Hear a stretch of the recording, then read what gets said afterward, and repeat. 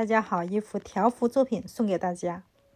底色呢还是太白三绿清水，然后花头的颜色呢用牡丹红、胭脂两个颜色来画出一个花头。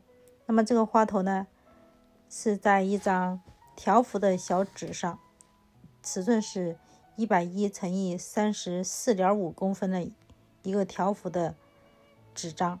那我们要画一个 S 型的构图。那么这个花头呢方向是向下，所以我们画的时候呢可以往下挪一些，上面可以安排一些小花头，然后主花头就是这个下垂式的。那画的时候呢先调满笔上，调满颜色，先调牡丹红，然后笔尖再调胭脂就可以。这是很简单的两个调色。我们从上往下可以多笔画出一个大的这个正瓣，也叫定位花瓣。那这个定位花瓣呢，你可以由1笔组成、2笔组成、3笔组成，也可以来一个组合，两层这个定位花瓣的组合，也可以画一层。那我们这个定位花瓣呢，画一个大的，然后后面有很多小的，这也是一个小组合。不一定说定位花瓣必须是1笔，我也可以2笔、3笔。只要决定了这个花头的趋势和朝向，你这个定位花瓣可以是一个大加一个小，一个大加2个小。我们现在用的是一个大加2个小，然后上面呢再画一些叠加的这个侧瓣。那这个侧瓣正好定出花头的左右两边这个直径，也就是说花头的大小。那侧边呢我们往上可以继续加一些小侧瓣。那这个侧瓣呢画的时候也是有大有小，但是一定是不要忘了方向感，那个花瓣就决定了这个花头的走势，所以我们画的时候尤其要小心哦。你可以先画一些侧瓣，把这个花头的大形给确定出来，然后呢用很多的小碎瓣去围一个圆。你现在可以围一个圆，一点关系没有，就是最后你调整的时候作为大花瓣要留一些缺口。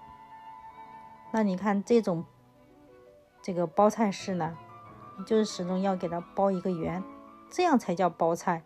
那这个圆有大瓣小瓣呢，侧瓣呢，长一点胖一点瘦一点呢，短一点呢，这些都可以。我们用的是牡丹红调胭。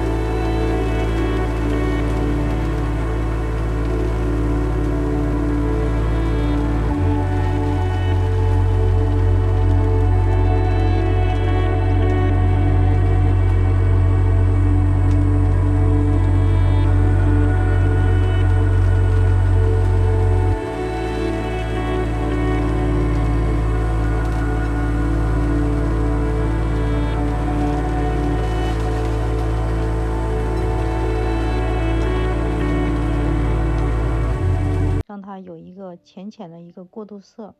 那这个颜色亮一点，我们画上面这部分，因为这部分画浅一点啊，深的在下面。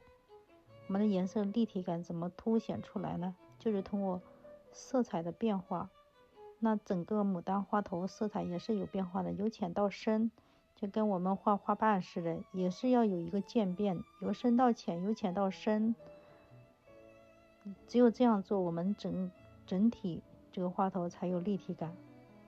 有很多同学在这个地方容易出问题，因为他根本不知道他哪个地方要深，哪个地方要浅。我就教大家啊，你看，如果你实在不知道，那你就找重心。那么重心，整个花头的重心的地方，那应该就是暗的地方。那这个地方你就应该画的颜色深一点。像上面，不是重心的地方，一般都画浅一点。这是第一个办法。第二个办法是呢，看光线，看光线在哪里。如果光线从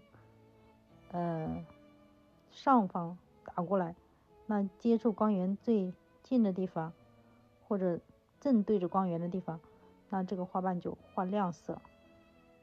这两个办法。那我们这个花头，你看我下面的颜色深，上面的颜色浅，我由浅慢慢过渡到过渡色，然后呢深色。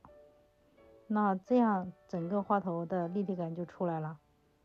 所以画画的时候也是要不停的观察，不停的动脑筋，不停的思考。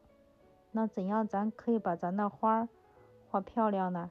就得看这些细节是否做到位。我们画画呢，一定要跟自己较劲啊，跟自己较劲，自己要把每一个细节都做对。那我们越往后，咱自信心越足，咱画的肯定就越来越好。那这个呢，要养成一个好的、有耐心的调色习惯。这个调不尖，色调不匀，咱就不下笔。咱直到咱调匀了再下笔，这久而久之，咱就养成了一个认真调色的习惯。我们这个笔呢，一定要调均匀啊，这个笔尖上稍微尖一点点，调一点点胭脂。我们把这些后面这些花瓣，我们明暗就是这个衔接不太清晰的地方，我们可以回去补一下啊。补的时候就是一定要注意就是你这个瓣和你周围这个瓣哪个在上面，哪个在下面，你要分清楚。就是现在你看颜色稍微不融合，等是大干了之后呢，这个颜色就很融合了。一般你要修补在6、7分干的时候修补，不能等全部干了再修补。然后你修补的这个颜色呢，不能和它融合。你看这个瓣你可以改啊，因为这个纸特别好，你可以在它上面改，它这个渲染的效果呢还是能融合一体。因为我们画的时候就是这个花瓣到底怎么走势，这个呢有的时候可以改的。你看我这几笔呢，它这个花头是下垂的趋势，下面的瓣肯定是往下垂，那上面这个瓣呢是正瓣往上翻的啊，就是它里面那一层往外翻，所以我后面这个瓣我画的比较大一点，加了这个太白水，笔上是有太白水啊，浅色的，再调一点这个牡丹红，淡淡的一层就可以，笔尖加一点胭脂，那这个颜色调出来就非常亮。有的人颜色调出浅，就是色感不太好，就是这个颜色呢分人，所以大家不用说调的一模一样吧，你可以牡丹红多一点，或者只是胭脂色多一点，这样你调出来好看，就是颜色不脏就可以啊。你看我就是不停的在调颜色，你看我调的时候呢，这个就笔尖上调一点啊。你看这个就是在画这个正瓣的时候用不了太多，那你就笔尖上填一填就够了。我们现在调颜色，把这个花瓣的这个正版啊，下面的正版把它画出来。你看这个笔尖稍微调一点。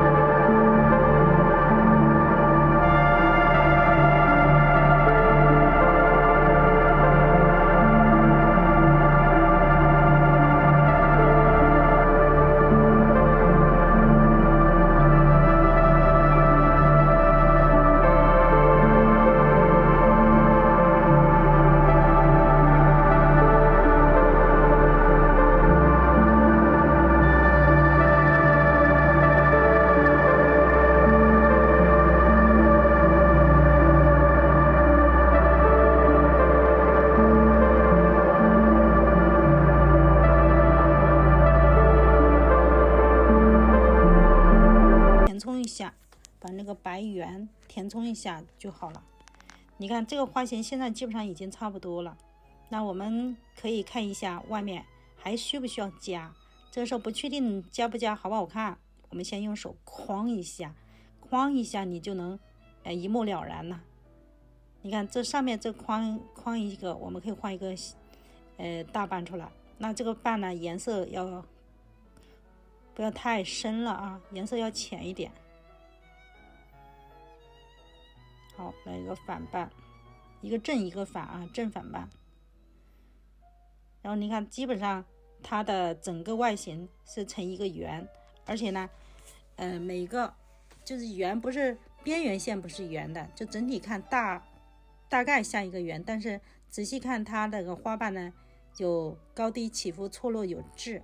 那我们一般画花头就是应该这样的啊，留缺口，外面要留缺口，有凸出来的花瓣，有凹进去的，这样我们整个花头看起来才不会那么别扭啊。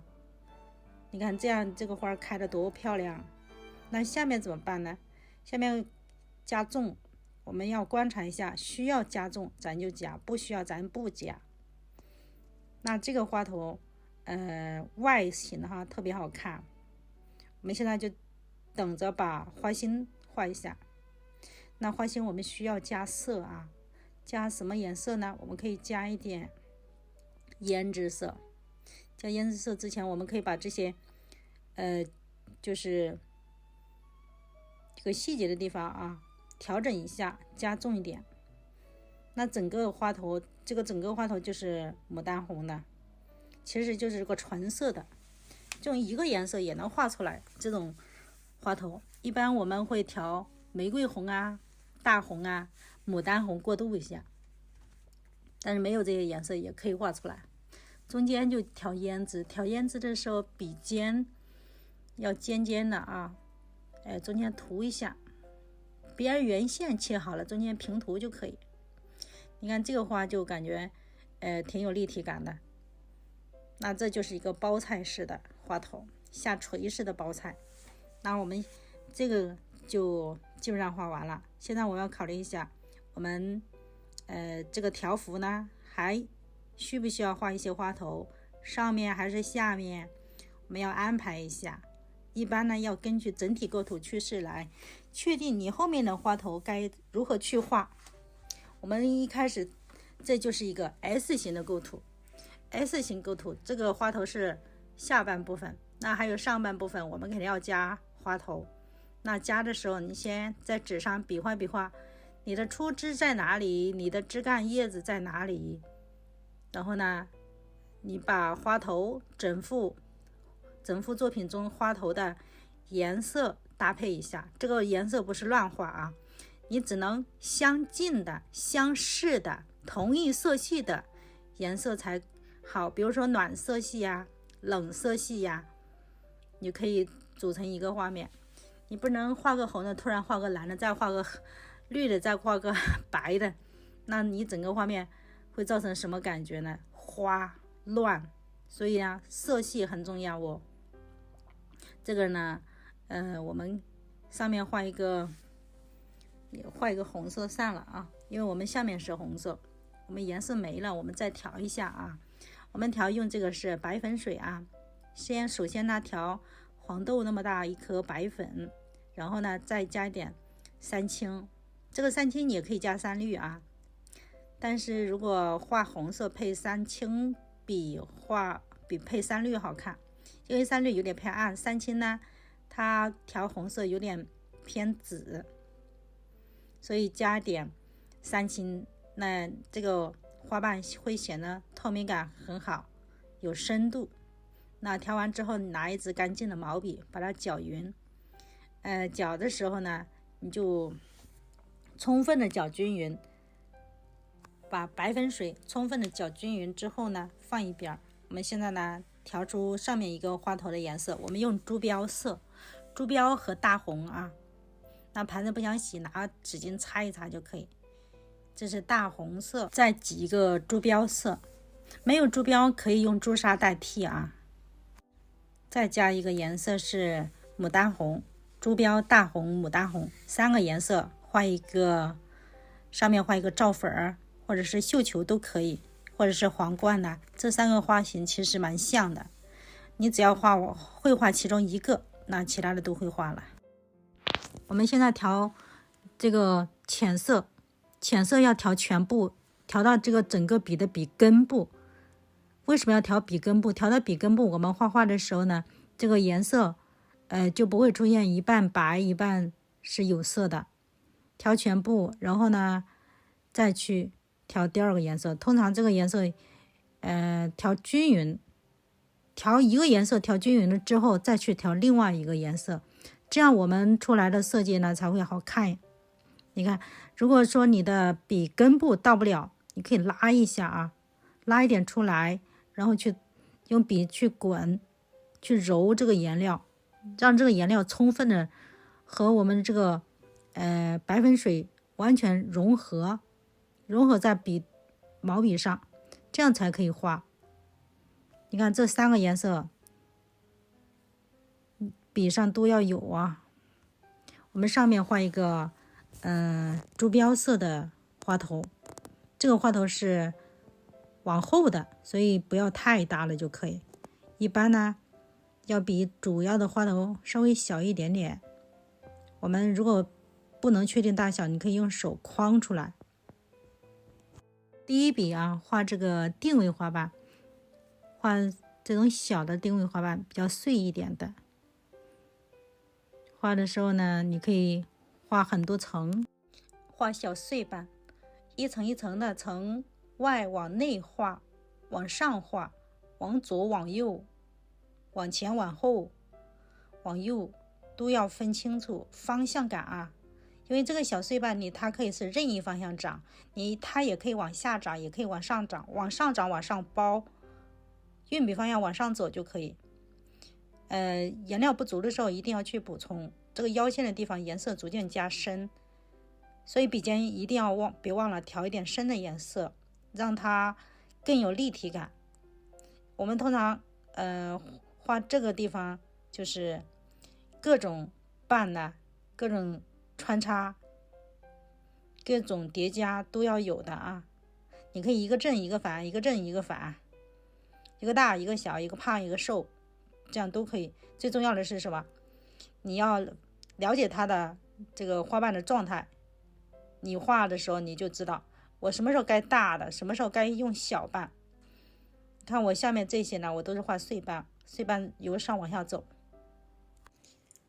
上面一层慢慢的由侧瓣往上包上去，那上面这个瓣我们画很多碎瓣，一层一层的往内包，内扣式。你要把上面想象成一个碗，那用碎瓣去把这个碗包起来就可以。但是这个碗口呢，你可以开一点，包紧一点都可以。那么这个画法呢，你就是画罩粉啊、绣球啊，都可以画出来，都是用这个方法。那你看正瓣、定位花瓣、侧瓣扣起来一个碗，就是这样的一个画法。就是说据你花瓣的表现形式呢，你可以有很多种，就是大瓣、小瓣、侧瓣、反瓣都可以画上去，就是你要安排的合理一点。这个是表现形式，就是内的花头的内在结构，咱是要搞懂、搞明白。如果画的时候，我们仔细一点，应该都能画得很好看。就是我们画的时候，一般是从腰线开始，颜色加重，往上递减，往下呢变深，这就形成了从一个浅色、过渡色，然后深色。那按照这个画法去画出来，我们的花头会显得非常具有立体感。你看我们这侧边就是画侧瓣，你这个侧瓣你可以用很多碎瓣去表示，也不一定说就画一笔，也可以画很多笔。那下面呢，颜色逐渐加深，我们可以笔尖呢调一点点的胭脂色。瓣呢，下面这个瓣加大，把它一层一层的像蛋糕群一样，你可以有层次的叠加，一层叠一层，画成一个有层次的这个大花瓣就可以。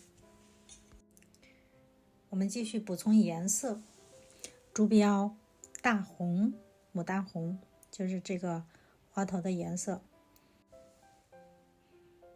我们现在看看啊，该怎么画？应该往上画了，先把上面画出来吧。上面的颜色呢，慢慢的变浅，有过渡再变浅。那后面为什么要浅呢？下面的瓣是虚，近实远虚，所以往远处的这个花瓣我们可以画浅一点，画虚一点就可以。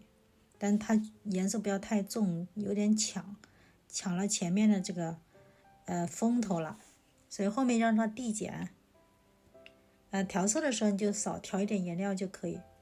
后面用小碎瓣，一个小瓣再画一个小瓣就可以啊，点一点，看看哪个地方不好看，你可以添加一笔，这个是自由的啊。就是你道理可以明白，画的时候你可以自由一点发挥。那一般就是要搞清楚它这个层次结构，然后花瓣的这个运笔方法，然后你自己就可以随意画了。你看我们现在画呢，上面立体感就很好，然后这个花头的花瓣有各种层次都有。后面浅色不要深了。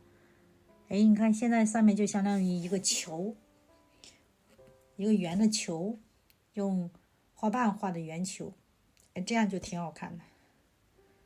然后下面呢，我们开始要加大瓣啊。加大瓣之前，我们可以把周围的浅色瓣画一下，稍微带一带啊。你看花型，这个其实就是在确定这个花型的，把花型呢调整一下也就非常好。紧接着画下面了啊，下面呢肯定是颜色要加重哦，下面你要像一个球体一样，把这个花头上半部分衬托出来，所以这种调色上呢，我们要多调一些啊。这个笔尖要尽量的尖一点，我们可以想象成我们这个花瓣的这个姿态，就是你可以发挥你的想象能力，它肯定是正瓣，是盛开的，你就把它的层次分清楚，哪一层在上面，哪一层在下面。你看我们这个呢，上面的花瓣小，下面一个大，对吧？然后这样才有小的在大的上面，那下的往下画呢，颜色就是加深嘛，才衬托出上面的小瓣。其实画画有很多是要考虑的，要想啊。你看这个呢，你就可以来一个大瓣呢，那这个瓣可以是背靠背的，也可以叫镜像花瓣，有点像这个金鱼的尾巴，看起来蛮潇洒。那这个瓣呢，不要多用啊，一般就在下面能用这一笔，别的地方用不好看，怪别扭的。其实，我们用通常的这种推笔，推一个再推一个，或者是滚笔都可以。就是你各种瓣你要练熟，然后就能画出来，就用的时候你就能用得到啊。你看我们现在这个瓣，往下走，你看层次就已经分出来了啊。一般像这种呢，你就画侧一点啊，45度侧下来，正好就在上面的花瓣下面。那画的时候就是其实也很简单，就把颜色调好，其实问题很快就解决了。下面就是要像裙摆一样，尽量的给它画得漂亮一些，这样我们这个花头也就漂亮了。你看这样画基本上就已经画完了，然后呢你稍微的调整一下呗，用笔尖多调一点深的颜色，轻轻的调整。那因为它是后面这个花瓣，不宜画的太大，其实这个大小就很合适。我们接着往下画，调整。下面再调一调这个纹理啊，扫几笔就可以，用重的颜色扫。一般花瓣是什么颜色，这个比花瓣再深一个颜色就可以，扫几笔就像纹理一样。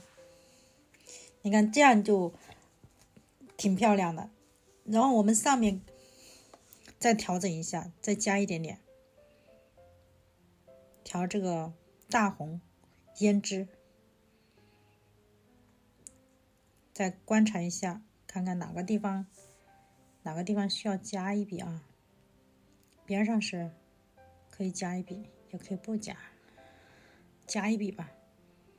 按我的理解，这肯定得加一笔，可以把这笔改一点点下来就可以。这现在呢，调整一下这个花头的外形，该加的加，不该加的不加，加不好就浪费了。你看上面呢，你看这个地方其实我可以不加，但是我去加了，因为我就是觉得不敌劲儿，我就会加，太追求完美了，有时候不是好事。你们可以不加啊。上面啊，先把上面调整一下，上面这个是虚的啊，虚的可以点一点啊，这个就调整一下这个外形就好。后面你可以模糊一点，你瓣也可以碎一点，这样基本上就可以了。你看，就是要层次有层次，要这个花头的这个造型也有，它是后面的，它其实这个大小已经很好，不需要再加了啊。现在就可以把细节的调整一下，哪些地方呢？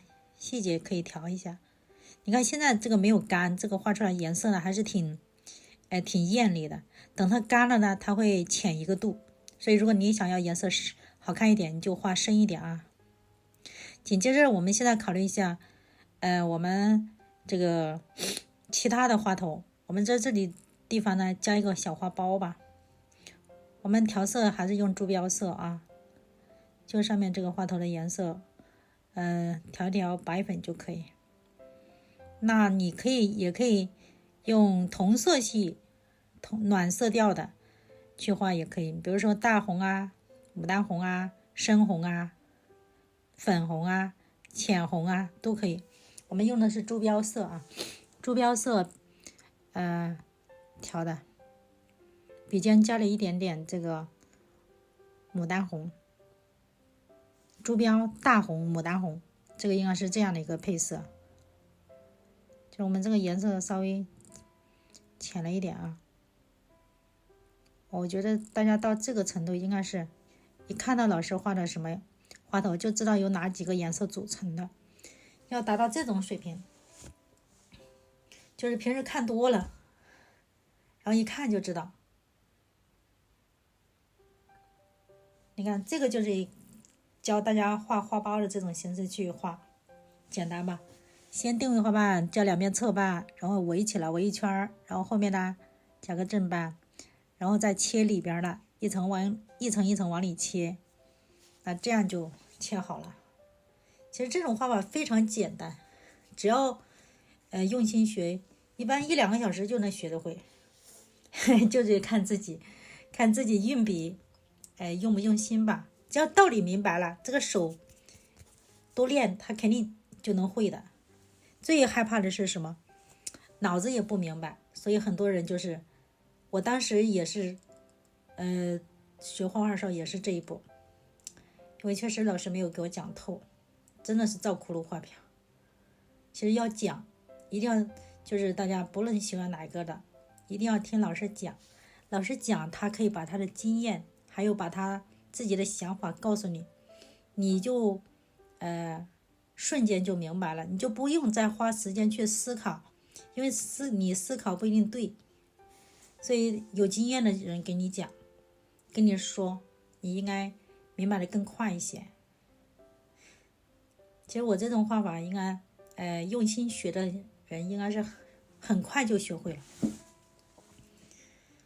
一般存在什么情况，就是手不太动笔，就会比较难。你像这种花苞多简单，6-7笔先包起来，里面再切瓣，外面呢加正瓣，很快就出来了。你看切完了之后外面这个正瓣呢，颜色笔尖稍微调一点点这个大红，再调点曙红，我们就可以把它围起来。那后面围的这个就是正瓣了，正瓣颜色稍微深一点嘛。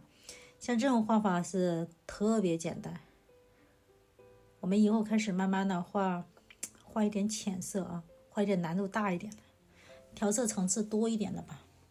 现在这个还是蛮简单的，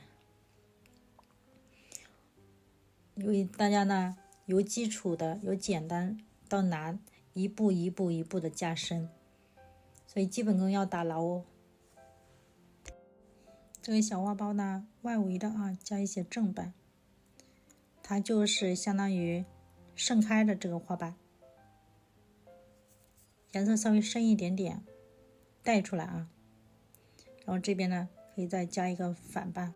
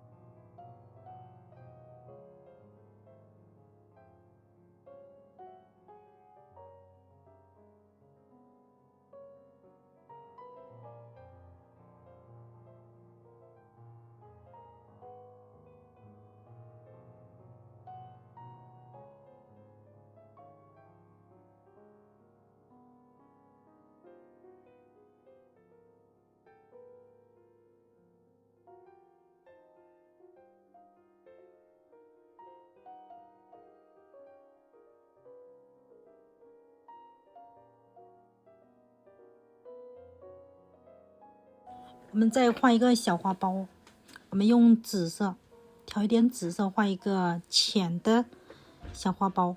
我们调色调点白粉水，然后呢调一点紫色。这个笔上本身有一点朱标色，是可以留着，因为加上这个颜色试一试看好不好看吧。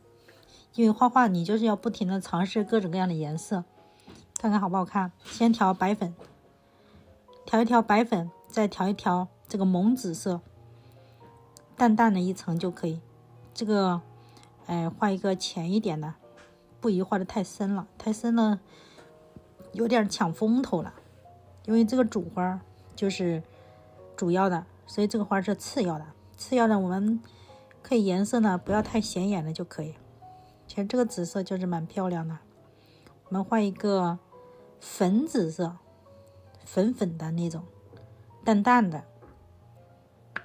这个颜色我们平时用的比较少，所以我们用一下试试。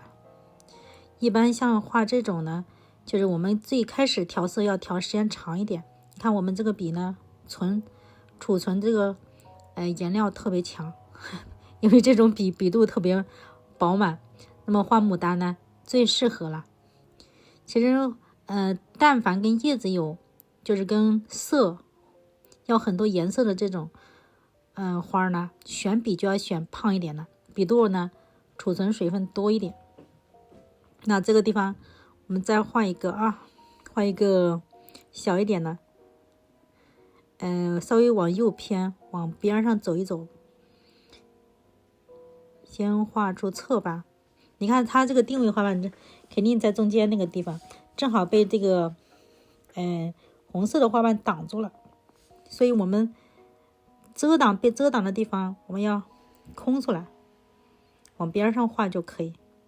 还是记住啊，先画圆，你看左右先直接画侧瓣了，侧瓣先给它包起来。你也可以先把里面切出来，然后再包也是可以的。就是无论怎样，我们这个花瓣要画的漂亮一点啊。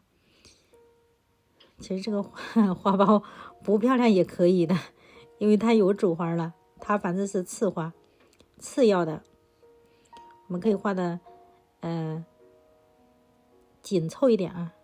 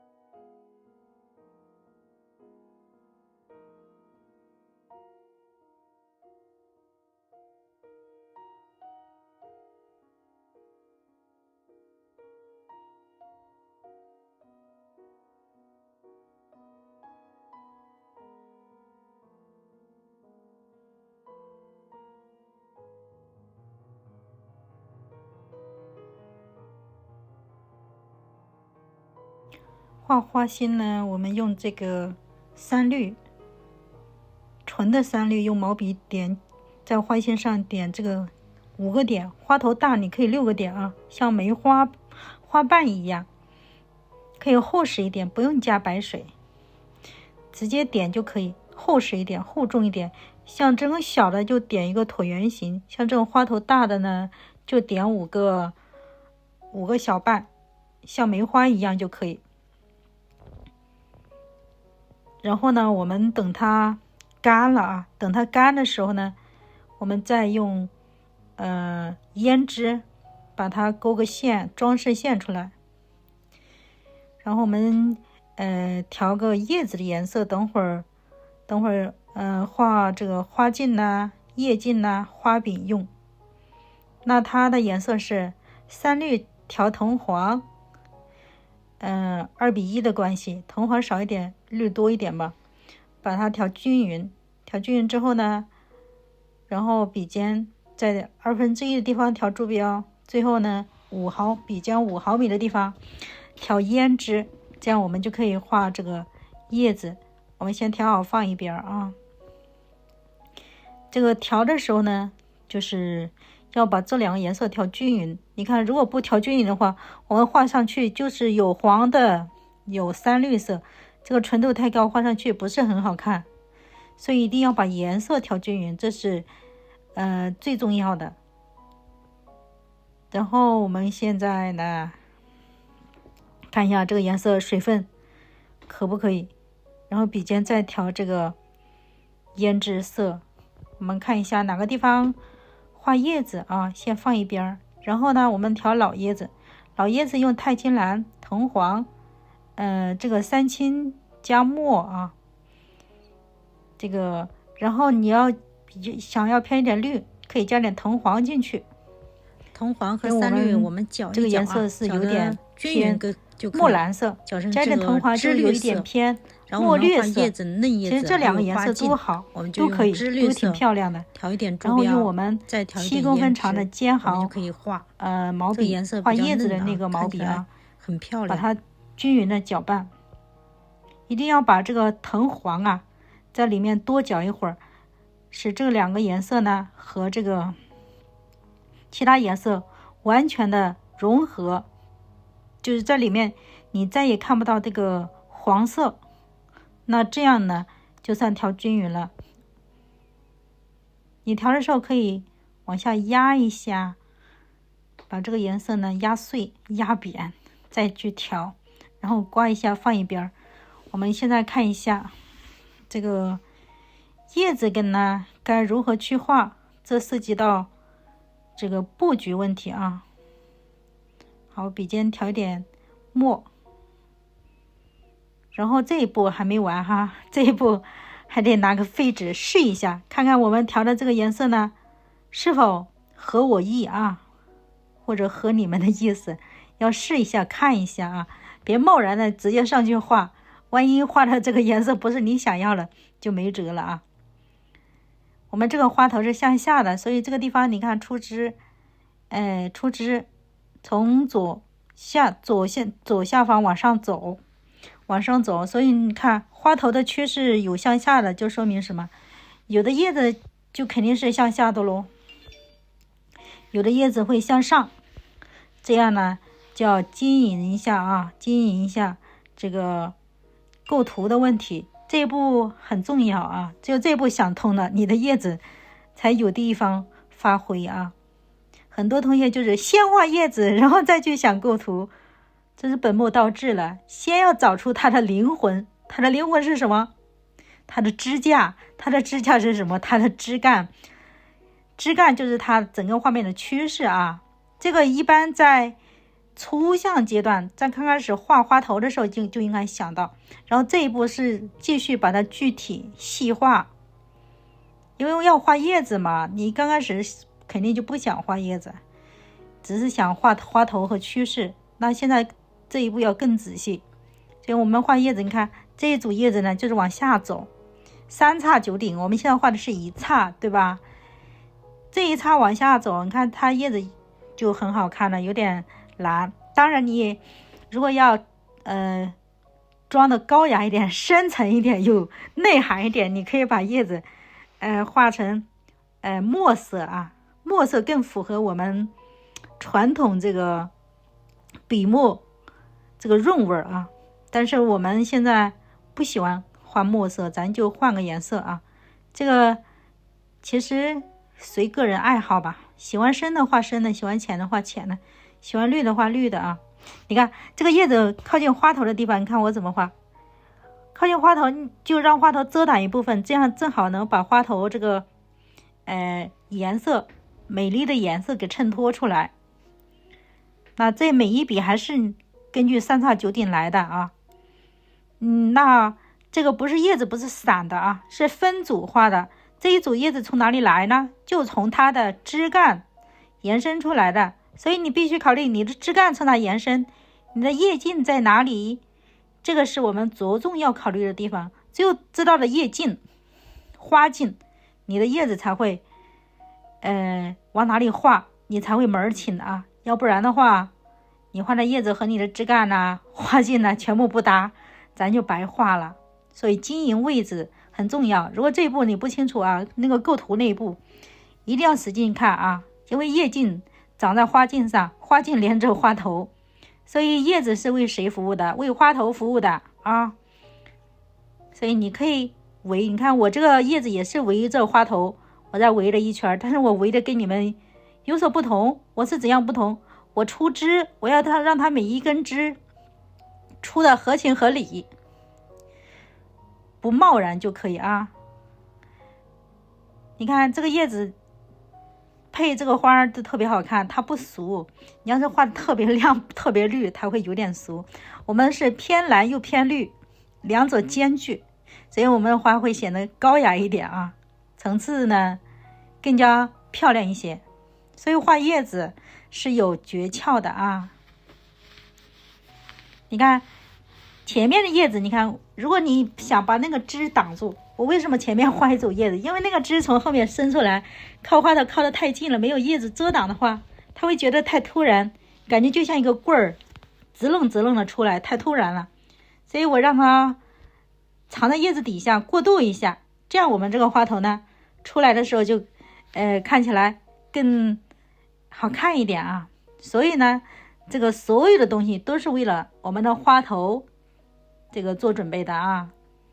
当你觉得那个地方出枝觉得会露出来不好看，你就画叶子去遮一下它那个丑，就跟人穿衣服一样，好看的衣服遮丑，对不对？那么我们想这个画面好看，我们画一点叶子，把这个贸然的枝干给遮挡住，这样才好看啊。好，我们现在呢画的差不多，我们把花茎画出来。花茎就是用刚才的芝绿色调这个柱标，调这个胭脂色啊。你调的时候呢，依照顺序调就可以，水分不能大，水分也不能小，颜色也不能少，因为你这个枝干长，你不能画一半没色了。所以呢，你要饱满，水要不要大，颜色要饱满就可以啊。然后如果你确定不好这个枝干到底是左边一点右边一点呢，没关系，拿手先去轻轻的在纸上划拉一下，比划划的，然后你再下笔，这样呢你就有理有据啊，不会画错。画这个中锋，画这个枝干啊，花茎的时候要保持中锋，粗细变化一致啊，不能太粗，不能太细。你这个花茎一般看着花头大，花头大一点，花茎粗一点；花头小一点，花茎就小一点哦。然后我们再画这个后面的啊，画后面这个花苞。你看它花托肯定就看不见了，看不见，总算有一点点，咱就加一点点啊，不能让它凸着，是吧？凸着就不好看了嘞，凸着就相当于没穿衣服。所以我们这个花托少画一点，花托呢，你看两边的往外延伸，然后中间的地方呢打个勾号，那它就是它的花托。花托这个也是有嫩叶子啊，这个花苞也是有嫩叶子，嫩叶子我们就是用这个芝绿调柱标，调这个胭脂色画出来了。那这个时候你可以不用3叉9顶啊。这个花苞的时候它发育不全，它可能就1叉，那你就把那1叉呢画完整就可以啊。画的时候也是注意这个叶子的侧翻关系，往上翻的、往上侧的、翻转的，你就画翻转的。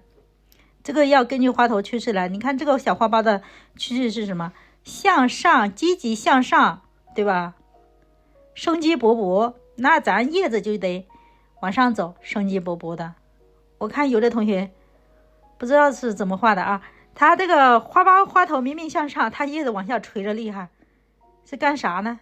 一边高兴一边伤心。我们要一致啊，我们要高兴，花头高兴，叶子也高兴啊，一致向上啊。有的你看，有的花头朝下，咱叶子就有向下了，这个是合情合理啊。因为被压弯了，叶子这个枝干被压弯了，它下垂，这不就正常吗？当然它不完全下垂，它也有这个上升的，因为它有的叶子长在高处，它不可能不往上走。如果它真不往上走，咱们把它拉直也要往上走啊。所以画画有很多都是艺术性的处理，并不是说物象是这个样，咱就一定要画这个样，咱可以丰富呀，对吧？因为咱是高级动物，我们有情感，我们画画有自己的思想，我们可以想要它怎么走，它就怎么走，它必须听咱的啊。然后我们现在试一下画老枝干啊，老枝干我直接用提斗笔画这个加墨画的啊。那这个墨是有诀窍的，这个墨呢要分成浓墨、淡墨、焦墨。焦墨是什么？就是画的时候我们带着飞白，说明这个时候墨呢厚实一点，但是呢水又不能大，所以这一部分还是挺难的。浓淡干湿都要有啊。那老枝干它的特点是什么？这个干枯结巴。那我们干枯怎么表示呢？墨少一点往下拉，它就有飞白出来，这就显得干。浓呢，起笔的时候呢，水分大，它会浓一点，黑一点。你看像这笔，要想它去里巴弯的，曲折多一点，你就顿笔，画一个小直，顿一下，摁一下，画一个小直线，顿一下，就这样。你要是实在不会，你就左扭一下，左顿一下，右顿一下，顿笔顿笔顿笔顿笔。这是老枝干2根干，这个长枝干呢是后面往上走的那朵花的。老枝干就是嫩枝干和老枝干不能相等啊，要么嫩枝干长，要么老枝干长。这个也是人为处理的。我们现在画的是老枝干，你看我宁可让它干，我也不让它湿，因为干了我可以往上添，我往上修补，如果湿了就水大，就成毛毛虫了。所以你们画的时候也跟我学一点啊，就干一点，宁可干一点。我们这个笔是非常好使的，因为我们可以把水分多余的吸干。你看这个枝干往上走，分支啊，分出来了往上走，往上走你要记住啊，扭的弧度不要太大，如果扭大了怎么办呢？拉回来啊，或者重新画一扇。所以说构图很重要哦。看这个地方画径往哪走啊？画径往左走还是往右走？我们始终要记住啊，你的每一个枝干呢，要衔接好啊。你看我这个衔接就有点歪，你看我必然要补它一笔。有时候画着画着就改变想法了，因为你在画的过程中，你总是会有自己的想法，你想法一到，手一拐，直接变了。那这个是正常的啊。如果你画画没有思想的碰撞，那你就没法进步。哪怕那个思想的碰撞是错的，那它也是你要经历的。就是说9981难，该经历的那个苦难你是要经历的啊。所以画画也不是一帆风顺，越顺越好，是经历的越多，你以后犯的错就会越少。你看上面呢，为了补这一笔，我加了很多这个老的开着叉的啊。这个我们慢慢把它完善一下，也会很好看的啊。所以整体很重要，而不是看这个局部的。你看这个枝干，我们看一下哈，你看又拉了一根出来了。你看全是后面的啊，后面的这个枝干呢，咱不宜画的太深，我们可以画浅一点啊。这个枝干，对于画面来说，对于后面的枝干，对于后面的画头来说是非常重要的，因为它不仅要体验这个枝干的沧桑曲折，还有这个抑扬顿挫，还有前后关系，而且对整幅作品来说，它也是这个画面趋势的灵魂啊。但是画的好坏，其实到这一步无法修改了。画的好也罢，坏也罢，但呢，它基本上就是定型了。如果没起笔的时候，你还可以斟酌，现在就不行了。现在唯一的目的是什么？咱把它完善一下啊。每一到最后，我们所有的作品都不算失败啊。这个作品还是蛮成功的，因为它的花头已经非常漂亮，它的叶子也好看。等画完，它整体就变得更好看了。就画的时候，你还是要大胆，不能自己感觉不好，它就不好，不对，就自己感觉完整，要画完整啊。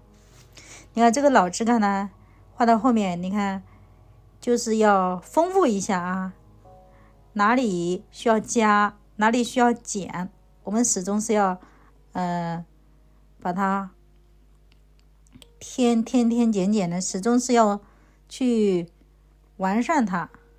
你看这些老枝干呢，你可以分支呀，分支大家还记得怎么分吗？课程里有讲过啊，要么有 V 字形，要不女字形，对吧？它始终无论怎么分，这个 V 字形、女字形、破、主、辅、主枝干、辅枝干都要分清楚。然后我们把这个花茎，你看看后面还有一根没画，花茎、花托儿、花萼都得加上。这笔呢往上走，可以断啊，线断了，气别断啊，气别断。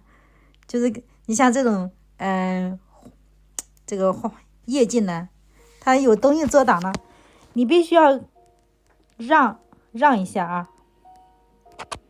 你看这个花茎的枝干从哪里来？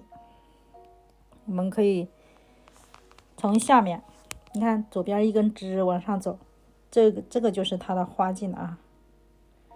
然后把这个叶茎顺便带上，叶茎带上，这个叶柄也得顺势带上啊，因为它属于一气一起的，属于连贯的。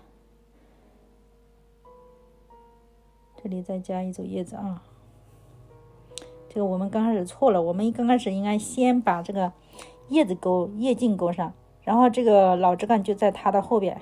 我们现在勾呢，就这个老枝干在前面，不过没关系啊，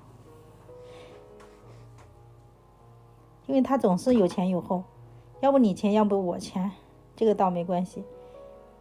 就是画的时候要想一些，要提前想到啊。看我们这个叶茎啊，就是来龙去脉要给它勾清楚，不能说被遮挡了看不见了，那有缝的咱不填，有缝的还得填一下啊。好，我们现在呢基本上大体的这个枝干已经画好了，现在你看看哪地方需要加叶子呀，哪个地方需要加淡叶子呀，这个呢都得加上。这个视频太长了，叶子呢我们在下个视频里继续啊。